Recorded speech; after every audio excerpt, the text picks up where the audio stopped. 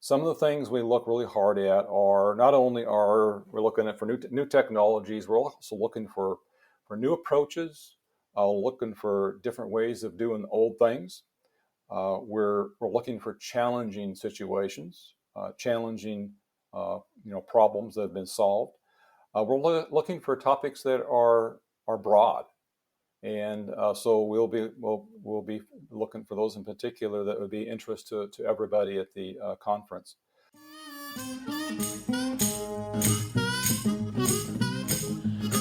You may know the American Railway Engineering and Maintenance of Way Association, or AREMA, as the, quote, keepers of the manuals. You may know them as the, quote, people behind the largest annual railroad conference in North America.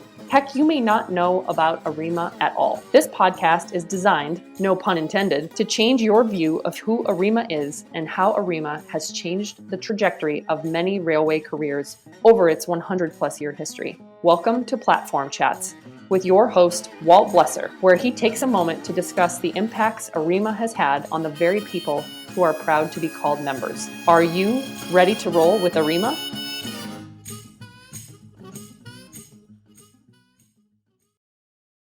ARE Corporation is a proud supporter of AREMA and Platform Chats.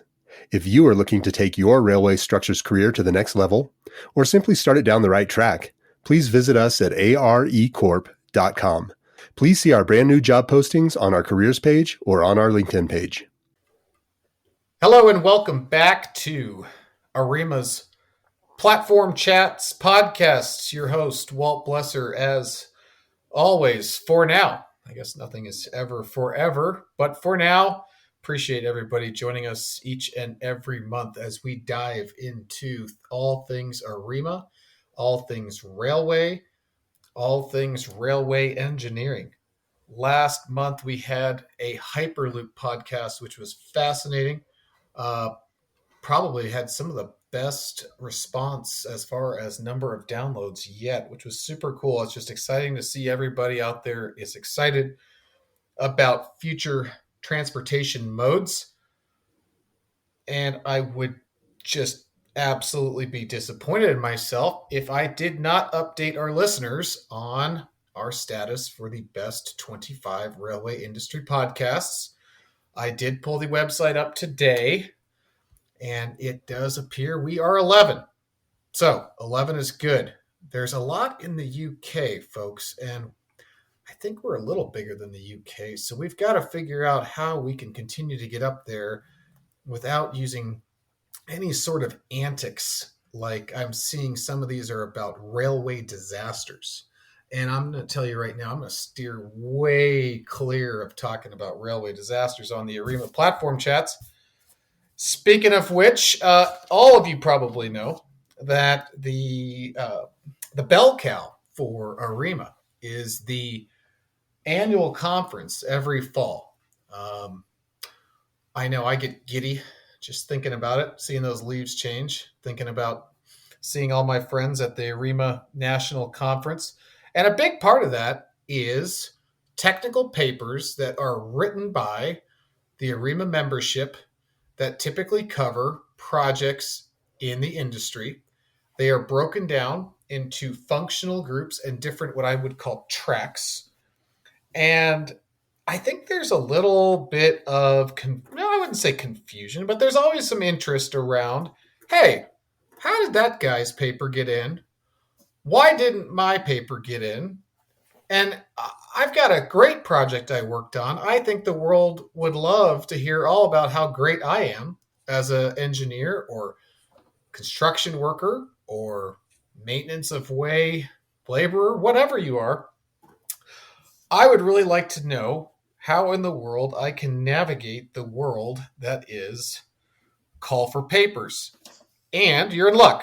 So for timing wise, call for papers deadline is typically in December.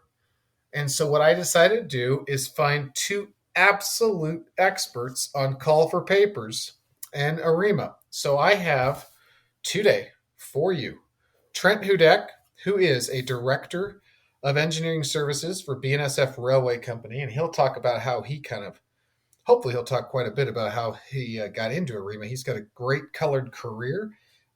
He's from Montana originally, and I believe he's been with the railroad for quite some time.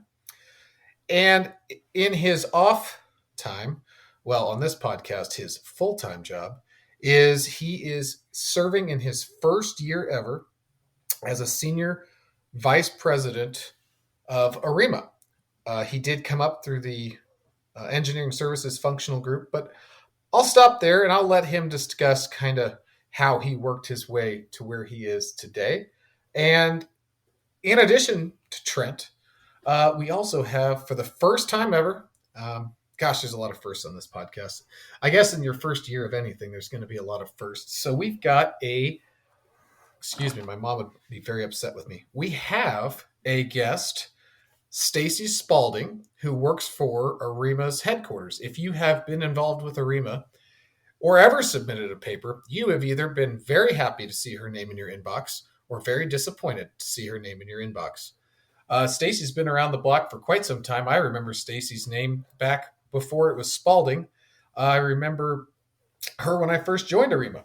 Currently, she serves as a senior director of executive and board operations, and we're super excited to have her because she knows the ins and outs of call for papers like nobody's business.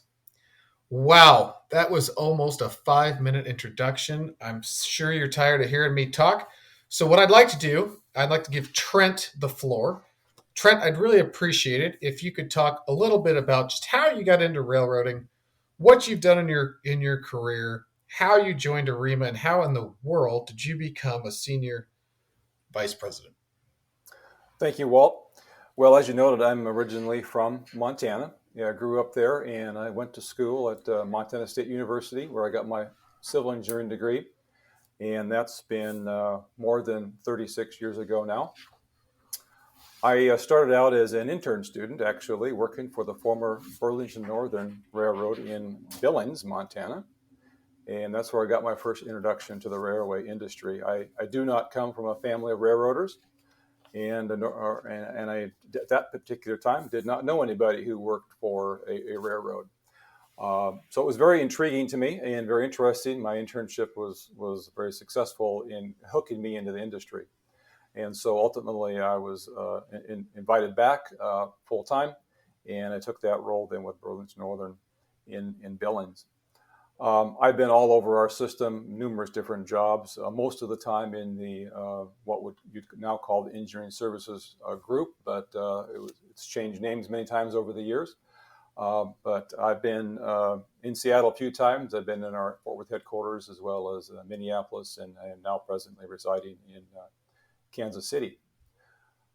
I joined the former ARIMA organization, AREA, back in, I believe it was late 80s, early 90s.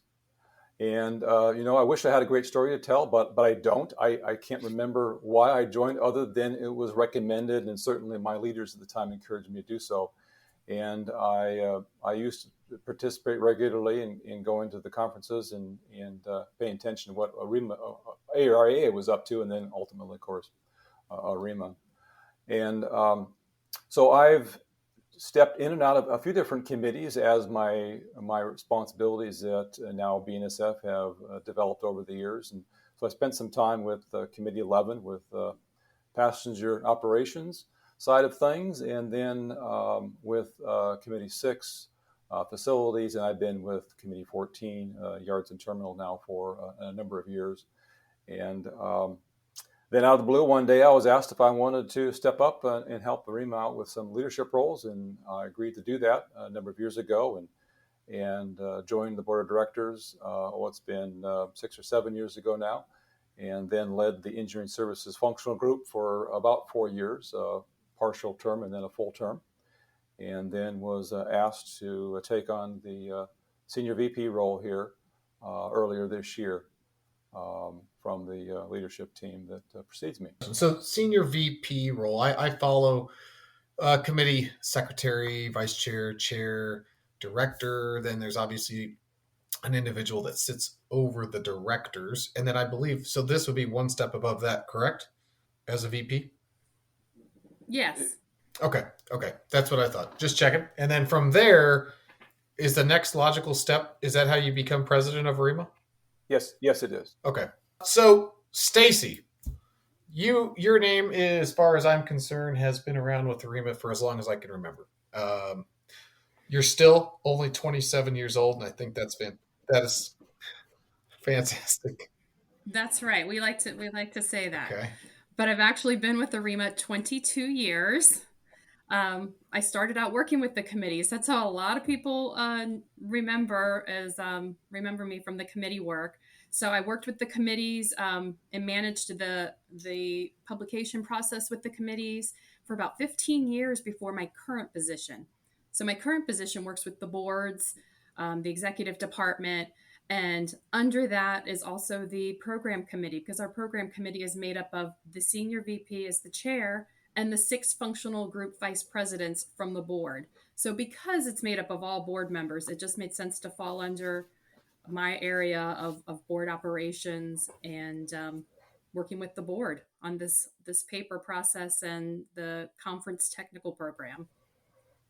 Perfect. That makes sense. So yeah, so you that's how I remember you is working with the different committees and whatnot. So let's get right into it then. Before we get into the nitty gritty, I know we're going to go through all the dates and how the different papers go into the different the room of smoke, mirrors, and scotch and come out whether or not someone made it or not.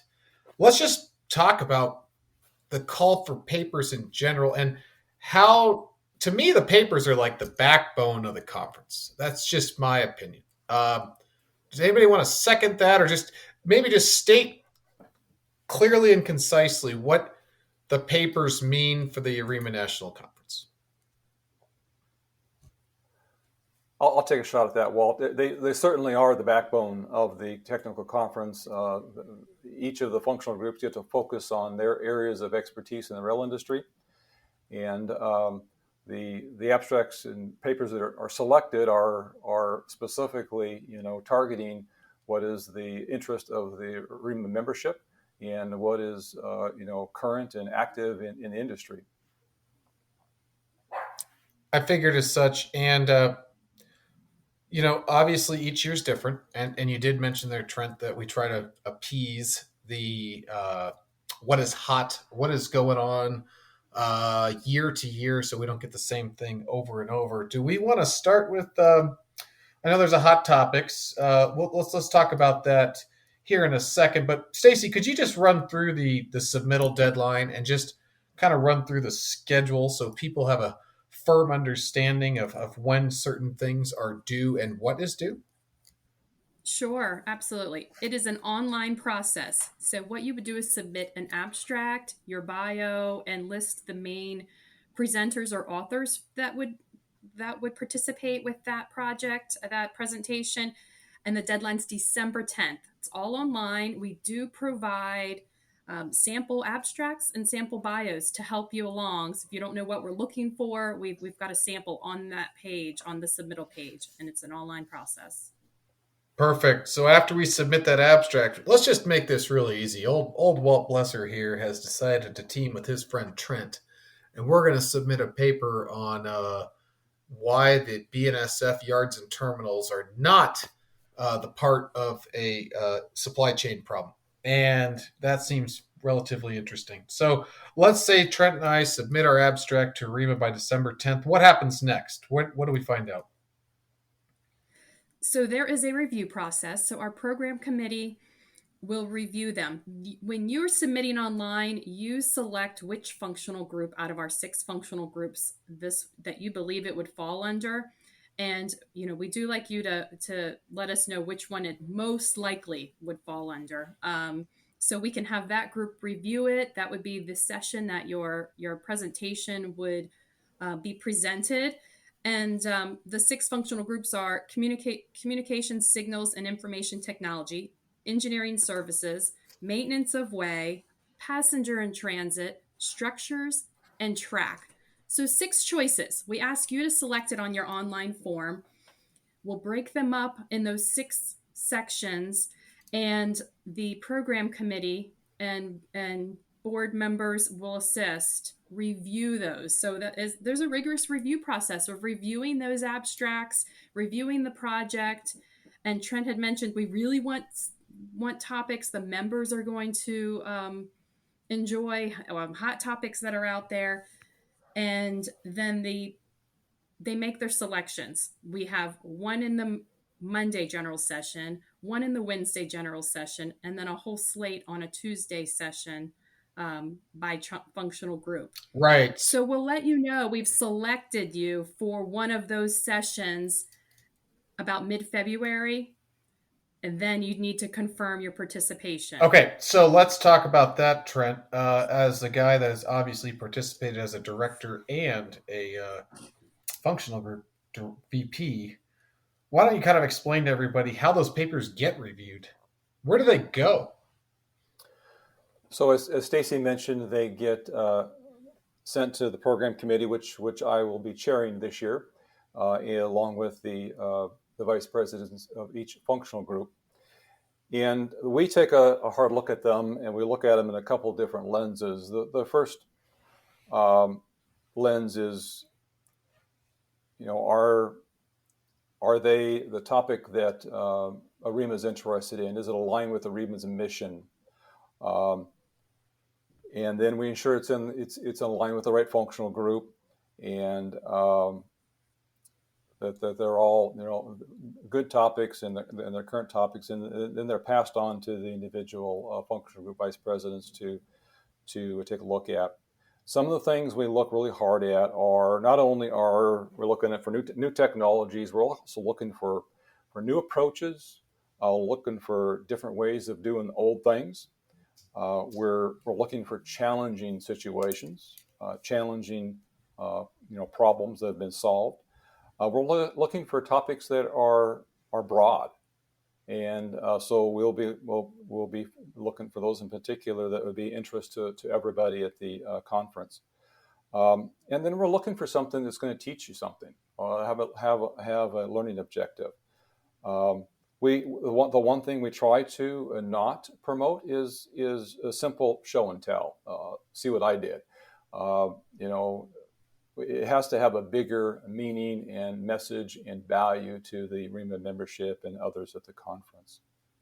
Perfect. That's couldn't have said it better. That's why you said it. And so that's before we get into those hot topics. So we get to disseminate the different types of topics. They go to the directors. I know as a director, if you decide to submit a paper on a bridge replacement, we're going to take a look at that. And just to echo or pile on to what you said, I know in the structures functional group, we're looking for stuff that's new.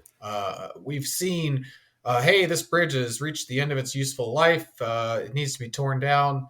It needs to be replaced. And everybody did a great job doing it. High five. We've seen that over and over and over. We're looking for what else can we talk about? Did you use new sensor technologies? Did you use new AI, or did you use something in the survey with a drone? I don't know. We're looking for that kind of stuff. I know as a fact, and I'm going to give a little tip that I know we use in structures is we really like to see, and Stacy, you don't have to endorse this or not endorse this. Trent may agree with me. Typically, I like to see a team on a project when they submit a paper that consists of a railroad employee, or let's call it an owner, whoever the consultant might be, and maybe the contractor. It's really nice to see all three represented. So it's not like what you just said, Trent. It's not just a pure show and tell. It takes away from the salesy approach, right? And sometimes it can appeal to a broader audience. Would you agree with that? I absolutely agree with that. It's important to get a rounded perspective of whatever you're presented. And it's always good to have 2 or 3 team members that come from different parts of that team writing the paper and making the presentation. And then you also talked about the application, not the application, but the broad audience that it seems to me like, Stacy, you mentioned, maybe you could talk a little bit about this, but let me get this right. So Tuesday, we've got multiple different tracks going on in parallel, right? So if if Trent and I wrote a paper on the fatigue analysis of a gusset plate, that might put a track guy to sleep.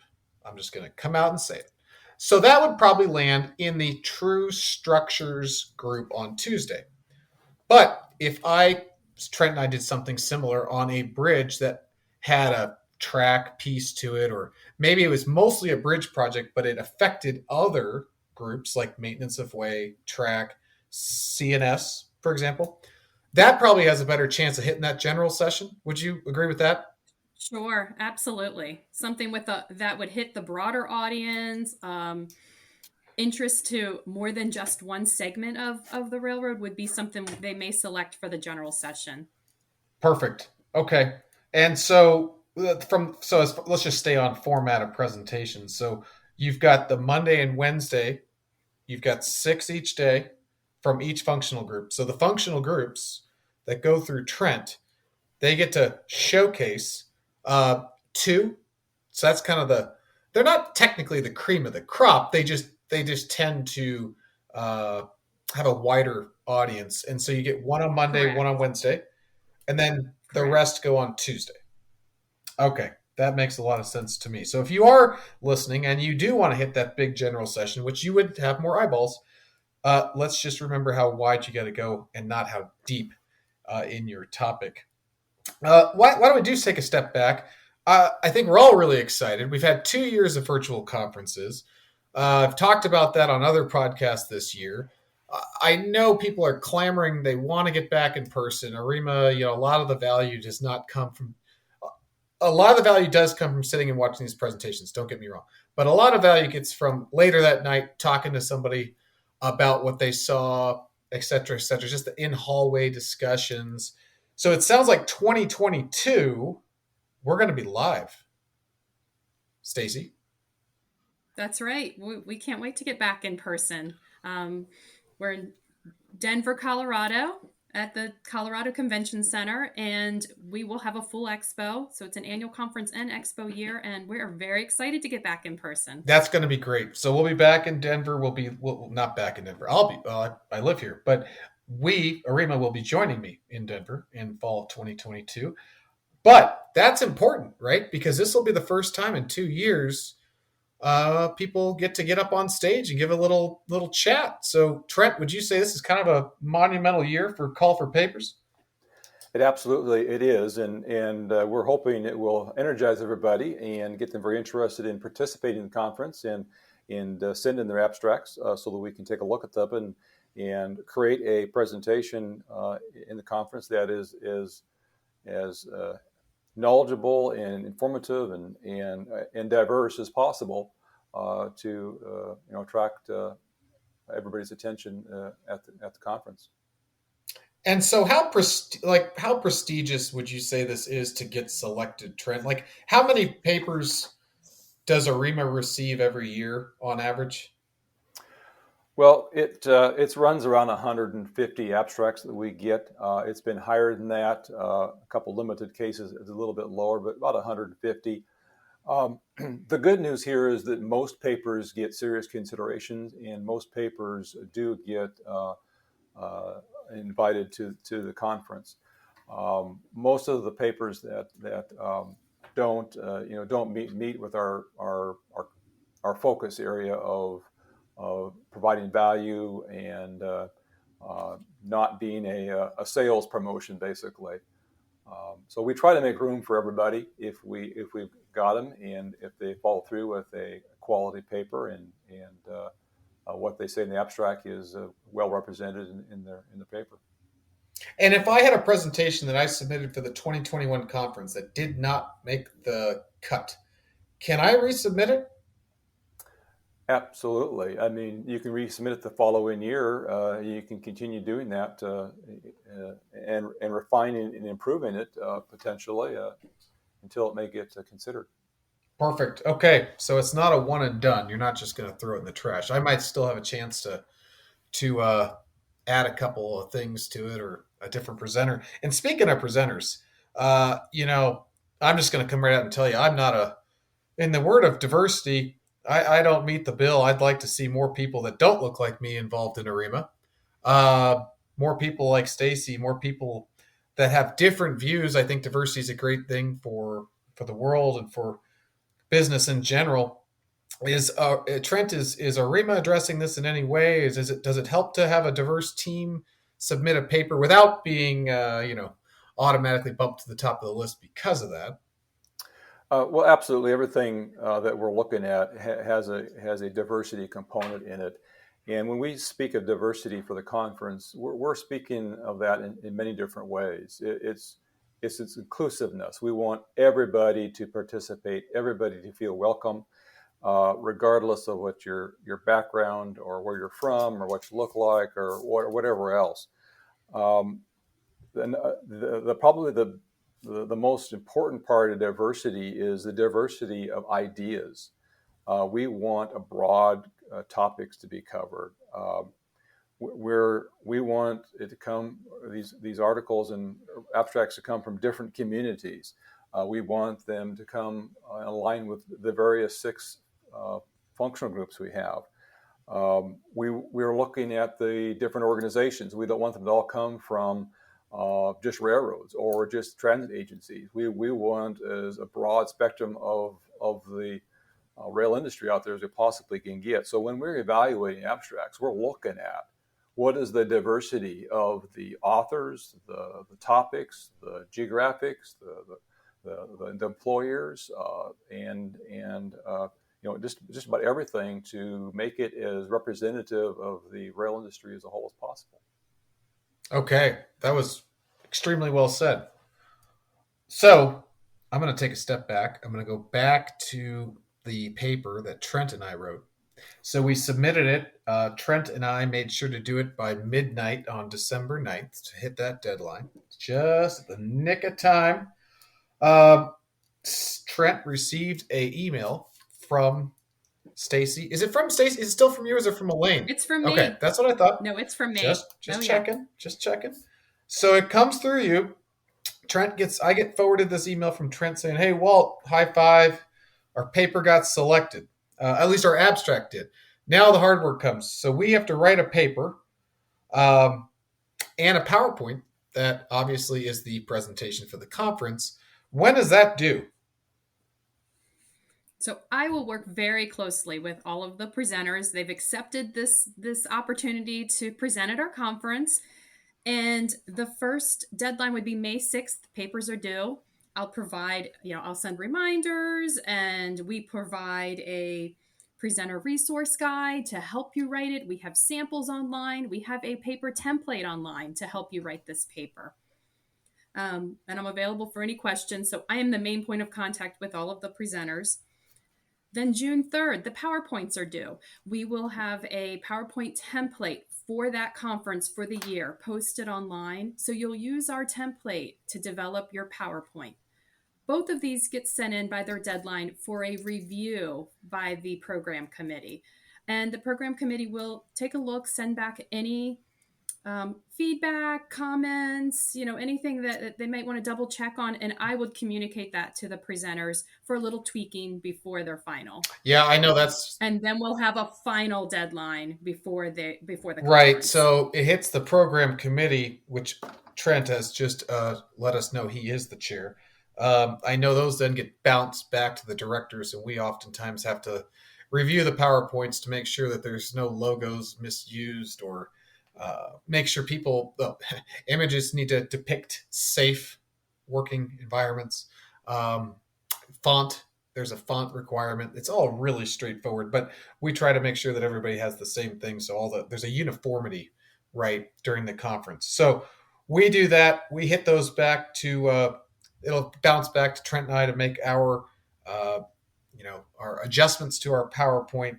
And then we submit that. It looks like you said, I don't know if you said this, but July 1? July 1, the final documents are due before the conference. Okay. And then we put together conference proceedings in advance of the conference. So we do, I know it's a month or two out from the conference, but we put together a conference proceedings, a set of the conference proceedings. So when you arrive on site at conference, you'll get a link to those proceedings on site. Okay. So that's a good 5 months worth of work there, but it's nicely spread out. Obviously, deadlines are what deadlines are. But yeah, so REMA you do provide presenter author guidelines, biographical sketches, sample conference papers, So there's samples of everything. It's really, I want to just encourage you that if you do submit the abstract, I mean, Trent, how long is an abstract? I can't remember the exact word limit, but it's pretty short. No, 5 or 6 sentences that are very concise. Yeah, it's not a lot of work. I mean, I feel like submitting an abstract's the easy part. It's 500 words or less or something like that. And then if you do make it, if you will, there's more than enough help. This is not something that you should feel like you're starting from zero. You definitely have some crutches along the way. Now, let's talk about just a couple more tricks here to make sure people know they might have a good chance of getting in. Stacy, what if I submit a paper with 5 presenters, 5 authors, 5 presenters? You can have 5 authors on your paper, but we're going to ask only 3, a maximum of 3 presenters to actually present that on stage, on site at the conference. As many authors as you want. Recognize everybody who participated with that paper on the paper, but limited to 3 on site. Perfect. So 3 people up on the stage at one time. Also, if I'm presenting something where I signed a DoD top secret clearance, is my paper going to get published? No. Okay. It's not, but I guess where I was going with that, and that might not have been a very good example, but the bottom line is whatever I do present becomes property of ARIMA in a sense that it does get published with conference proceedings. And I think we all know that conference proceedings or anything electronic does have the ability to get forwarded. So please keep that in mind. So if you're going to talk about a project that you did for BNSF and you have pictures of things that BNSF would prefer you not have public, make sure you have approval from BNSF or whoever the owner is to put that in your PowerPoint. Just making sure that everyone knows that. Still feel like we got to say it. So Trent, sounds like these come into the program committee. What is the program committee made up of, just to show that there is that there's diversity and that there's more than one voice? There's no ability for, like, say, one individual to just blackmail and say, nope, we're not doing this because I don't like that company or whatever.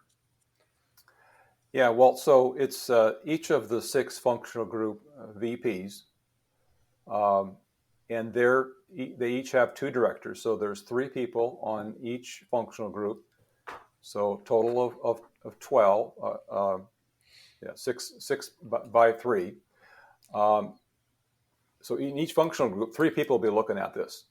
And the way we're designed, the 2 directors and the VP of each functional group, they generally come from a different background and a different area of expertise in a different committee within the functional group. So it is very helpful, and we get that diverse review from each of those 3 people, and some will see the significance or the importance of a particular abstract, and others will see something else. And so we talk about those things, and we vet them to make sure that there's value there, and we understand why there's value there, and that's what drives the selection process and the prioritization of the abstracts we pick. Yeah, so the selection process really is not a bunch of smoke and mirrors and bourbon or scotch in a dark room. It is well vetted.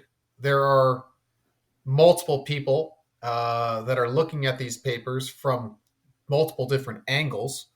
I know that when I was involved, we all individually ranked them, and then we put a spreadsheet together. The VP of our functional group then put together a spreadsheet of the 3. There were 3 of us. No, I'm sorry. Yeah, there were 3 of us that were ranking them. Then he put weighted averages, which kind of was clear cut, usually for the top 5 or 6. And then there was discussion around the next 5 or 6. So it's very much no one person has the strength to just push something aside. I'd heard that before, and I think that's baloney. I do know, though, if you put together a extremely obvious marketing presentation it's not going to get far. So if you put together a great abstract and you hit us with a presentation that's going to talk about how great your widget is and how to buy it, it's not going to make. You're exactly right there, Walt. And I've got one tip for those who would like to write an abstract, and that is, be clear and concise. It's a very brief statement, but it's got to be clear and concise. It's got to be really clear as the purpose of the paper.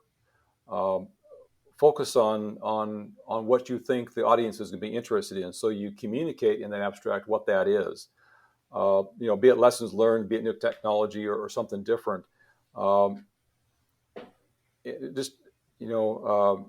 Make sure you're really crisp on saying what you have to say, because we do occasionally get a few abstracts that come in that are very vague, and when we can't figure out what they're talking about, they tend to go to the bottom of the pile.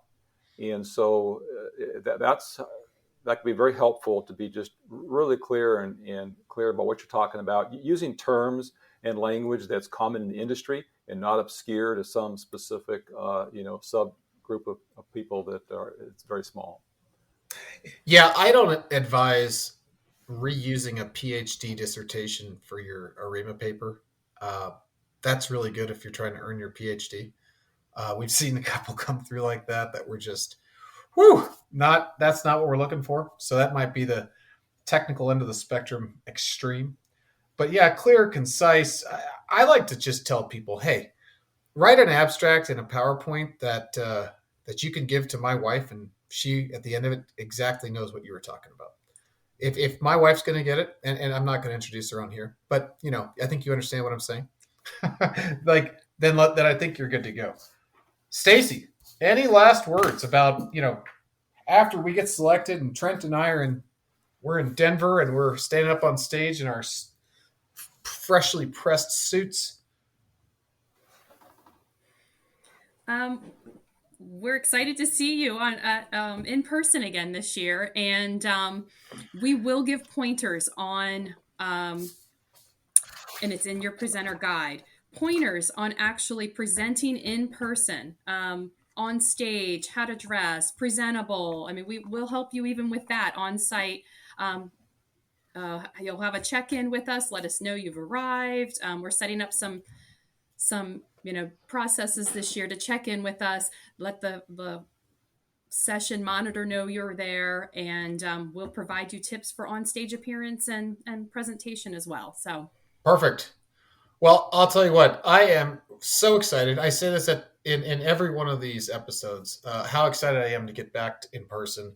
I know that the committees I'm a member of, which I guess as a director, I'm a member of all the structural functional group committees right now. So I'm seeing all of their emails flying by, talking about in-person plans in January and February and March. Some of them are still hybrid. That's great. But it's pretty obvious to me we are starting to move back to a little bit of a new normalcy. I am stoked that everyone's coming to see me and I don't have to travel next fall. Be very easy for me to get down to the conference center and see everybody in town. So call for papers 2022, big deal. Get out there, write your abstracts, get them submitted. Even if you don't think it's a great idea, hey, Trent might think it's a great idea. And that's all that really matters in this one. So Trent, Stacy, both of you, thank you so much for being on today, and look forward to getting to review some pretty cool stuff this fall. Thank you, Walt. Thank you, Walt. All right. Take care, everybody. Thank you for rolling with ARIMA on today's episode of Platform Chats. For further information about ARIMA, please visit arema.org or contact us at info@arima.org.